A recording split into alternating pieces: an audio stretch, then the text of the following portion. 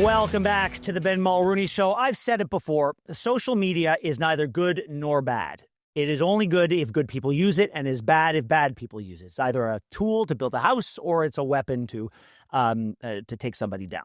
And I have not been on social media very much personally. I've been on it professionally, but not personally. And so I really haven't been I wasn't paying very close attention to my Instagram. And when I'm on it, I'm just doom scrolling while I'm passing the time. And then one day I came across a man who in about 2 seconds I knew was so brave because he was being so honest. And he was talking about his road to recovery from drug addiction.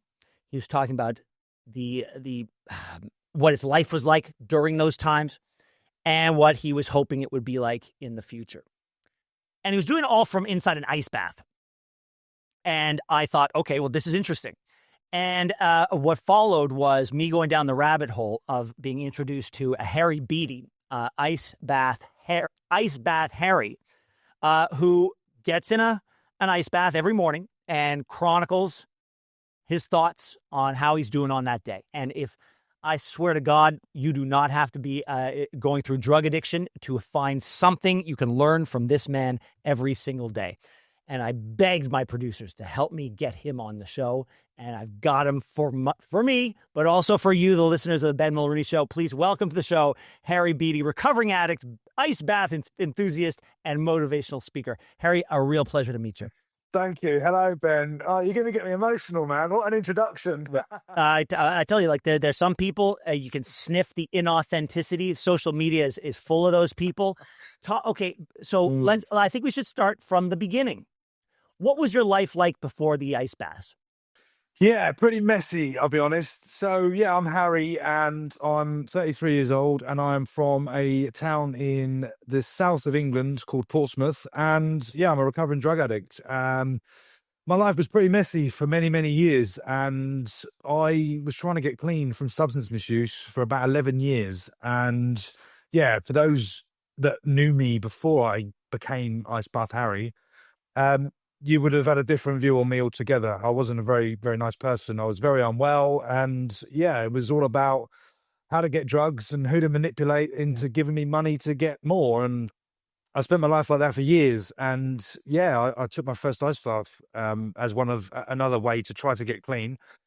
And something clicked, something shifted. On the 21st of July last year, I took my first ice bath and I haven't stopped, and here I am nearly 500 days later. Well, congratulations on all that. But 11 years you tried to get clean, and I'm sure you had varying degrees of, I won't say success, you had varying degrees of failure. What was it that finally, after 11 years, clicked that you were able? It can't all be the ice bath. So what else was different? Because there was a story about your son, if I'm not mistaken, where you were in court, right? I was, yeah. So throughout my using, I lost a lot. Yeah, many years ago, I had it all. I had a business. I had a woman in my life I was engaged to. Had a baby on the way. I had a house. I had 2 motorbikes in the garage, 2 cars, all of that materialistic stuff. A nice watch. From the outside, my life looked all right, but inside, I was, slowly dying, and I was just existing and was really struggling with poor mental health. And I've done a lot of work on myself in the last 16 months. It'll be 16 months tomorrow, actually, that I'll be clean. And thank you. And yeah, I spent a long time trying to do life on my own terms. And yeah, I lost everything. I lost the woman I loved, my fiancée. I lost the house, the bikes, the cars. I lost access to my son when he was a year old. My driving license got revoked. At one point, Ben, I didn't even have a bank account. I was literally a ghost. And yeah, I was just existing, living like an animal. And every day I just woke up and didn't want a beer. And I found comfort in substances, whether it be drugs, alcohol, gambling, women, whatever. And years I spent doing that. And Harry, I saw this. I saw somebody on social media. I mentioned this on the show yesterday too, because I think it warrants mentioning. There was a study that was done on addiction with rats years ago, and they had two types of water: regular water and cocaine laced water. and in I remember very seeing this. yeah, and they would suck on the water, the cocaine water, until they all overdosed. And then one gentleman comes up and says, "Yeah, but the problem is there's nothing to do in the cage." And so he repeated the experiment, but this time he created what was called, I think, Rat Park or Rat City, with games and all sorts of stuff, and most importantly, friends. And what happened was the number of overdoses went from 100% down to 0. And more, I think 99% of the time they chose the regular water. And this gentleman who was telling the story said, maybe the opposite of addiction is not sobriety. Maybe the opposite of addiction is connection.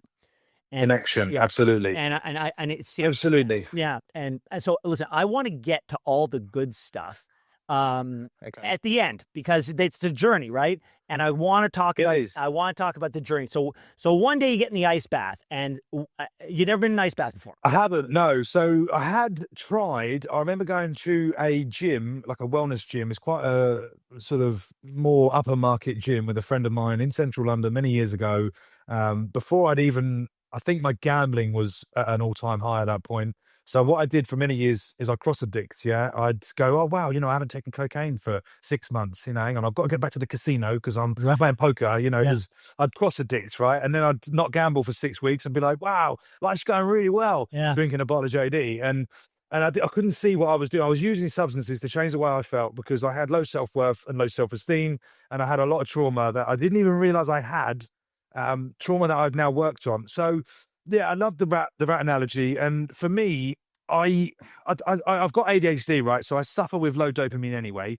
I am always kind of looking for that high risk, high reward. Yeah, if it says wet paint, don't touch, I've got to go quickly touch it, and then I've got to do it twice because I'm that guy. Yeah, I'm rebellious, and it's got me in trouble. My best thinking has got me in some pickles. And yeah, I tried an ice bath years and years ago when I was gambling heavily, and I got in. My mate said, "Get in there," and I opened up the lid to this like bucket of water. It was in the ground in this really fancy gym. And I got in, I went, oh, I said, it's not on. He said, what do you mean it's not on? I said, well, the heat is not set on. He said, no, it's supposed to be cold. And I was like, no chance am I getting in there. No way. And yeah, fast forward all these years, I kind of forgot about that, but fast forward all these years, I was looking for something to replicate the dopamine and replenish the dopamine that I was lacking due to prolonged drug abuse and also the fact that I've got low dopamine because I've got ADHD. And that was why I looked and I found ice baths. I'd heard it on a podcast somewhere. I think Joe Rogan mentioned it once. And Joe Rogan has mentioned ice baths more than once, my friend. But I got ice. But a lot of people, Harry, jump in an ice bath and they say, oh, this is good for me. And they do it every day. But you then at some point decided to start chronicling what was going on in your life. And based on it was day one. It was day one. Yeah. But also, I don't think you had a plan either, did you? No. So I, at the time, was right in the depths of addiction. I was living, like I said, in absolute squalor. And there was like days and weeks I would go without eating, 3 or 4 days. I wouldn't eat. I wouldn't drink any water. I was just like existing, literally existing. And I didn't have any money. I was crippled with debt, still am trying to pay my way out of it now. These are all sort of consequences of my actions in the past. But yeah, I had no money, and I reached out to a few ice bath brands, and I sent a lengthy email.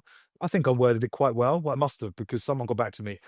One of the companies did reply and said, look, we'll send you a tub for free on the basis that you film some videos and put them online. So I was like, oh, I could do that. Oh, interesting. I'm quite comfortable in front of the camera. And yeah, I literally put the tripod that my phone is in right now in my garden. I've upgraded since. I've got a bigger tripod now.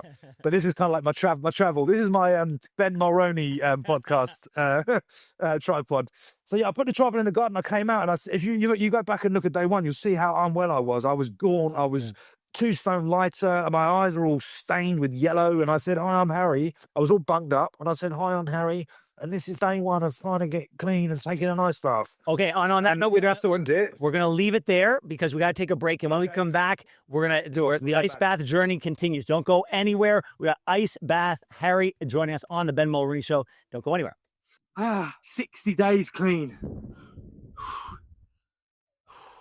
That was the voice of Ice Bath Harry celebrating 60 days of sobriety, where he celebrated the first day in his ice bath. And ever since then, day in and day out, he has been sharing the struggles and the celebrations, the highs and the lows of what it's taking for him to get from where he was to where he needs to be. And Harry is sticking with us for this segment. Harry, thanks so much.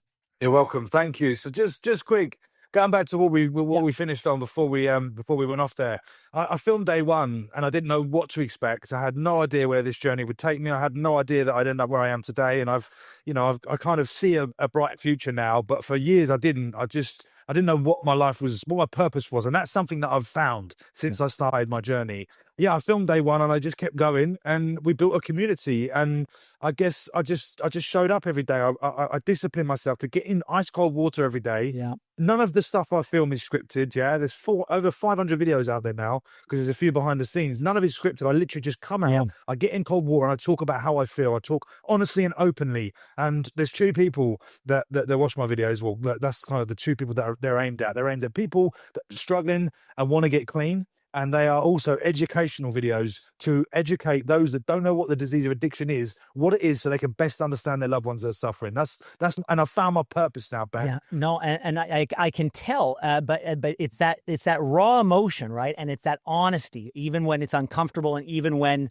it's not, it might not. Maybe I'll just put on a happy face today. By the way, that was day 60. Yeah. I want to show people. I want people to hear another one. Day 91. Let's play day 91. I don't drink beer because I enjoy the taste. I drink beer to get smashed and have a fucking fight with someone. Non-alcoholic beers don't do anything for me. So what's the fucking point? That's my opinion anyway. Okay, so yeah, some insights as well, but so there's some happy moments, and some people are going to follow you because they just want to cheer you on, and other people are going to glean life lessons for themselves as well. And I don't know if the algorithm gave me day 364. I don't know if that's the first one I saw, but it's the one that was the most impactful to me.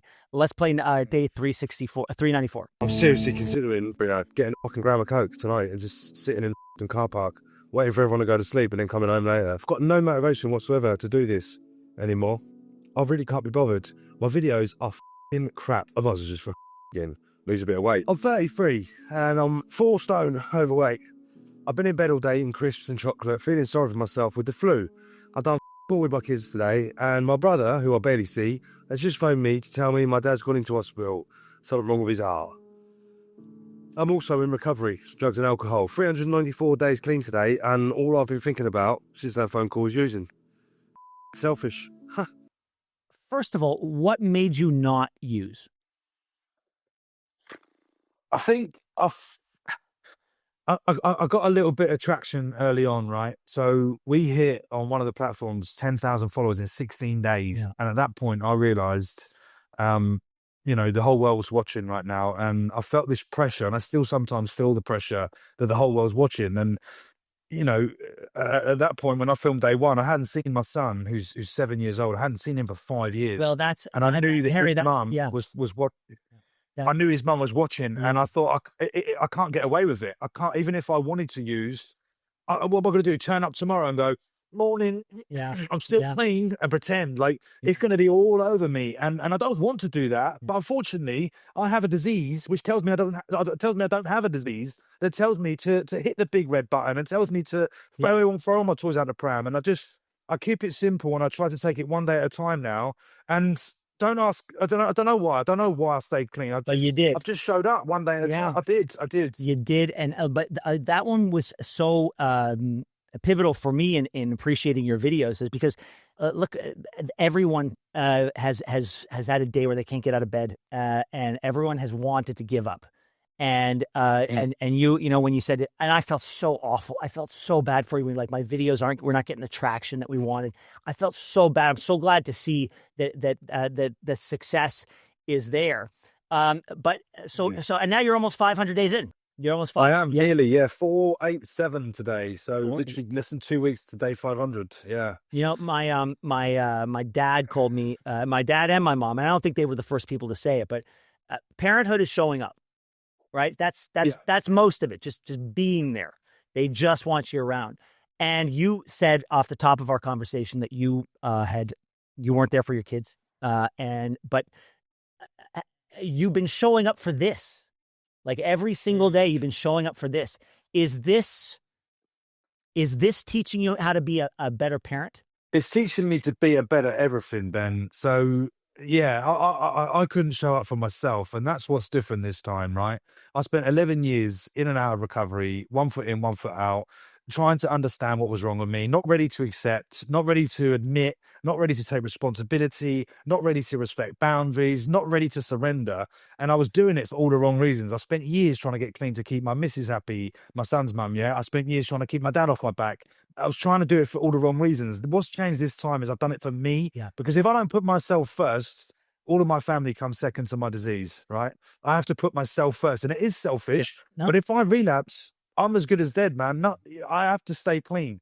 Because without, I got my son back when I got to 6 months clean. I've just had a baby, 6 months old today. Yeah. My baby girl is. Congratulations. If I do act on those thoughts, yeah, like day 394, and I say I just want to sit in the car park and use, it's just a thought, it's just a feeling. It will pass. Drugs and alcohol kill people. Feelings don't, right? Drugs and alcohol will, and I don't want to use again, but my brain unfortunately tries to trick me into thinking that I do. So Harry, let's spend the last couple of minutes that we have talking about the future. Let's talk about the potential that you've opened up for yourself. I was so happy for you, so happy on the day where they delivered your ice bath, Harry, ice bath. That was a big day. Yeah, it was brand new with your own. And you got swag, you got merch that you're selling now for a motivational speaker. Yeah.